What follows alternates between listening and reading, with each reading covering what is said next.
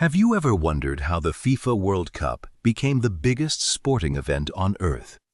Today, we're going to explore the incredible story of the tournament that unites billions of football fans around the world every 4 years. The FIFA World Cup was created by a French sports administrator named Jules Rimet. In the 1920s, football was already popular around the world, but there was no dedicated international tournament where the best national teams could compete against each other. Jules Rimet believed football deserved its own global championship, separate from the Olympic Games.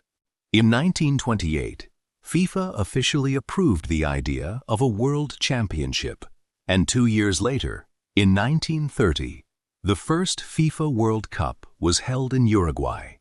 Only 13 teams participated in that historic tournament. Most of them came from North and South America, because traveling from Europe to South America by ship was expensive and took several weeks. The first World Cup final was played between Uruguay and Argentina.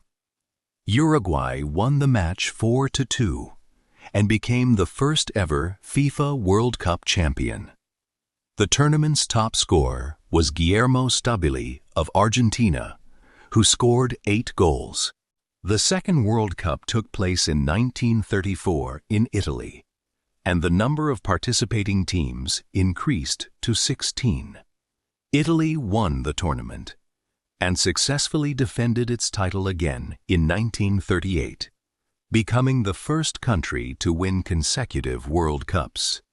Then came World War II.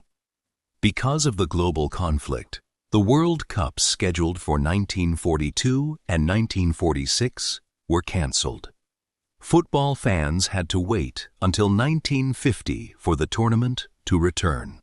The 1950 World Cup was held in Brazil and produced one of the biggest surprises in football history. In front of nearly 200,000 spectators, Uruguay defeated Brazil in the decisive match and won its second World Cup title. The event became known as the Maracanazo, one of the most famous upsets in sports history.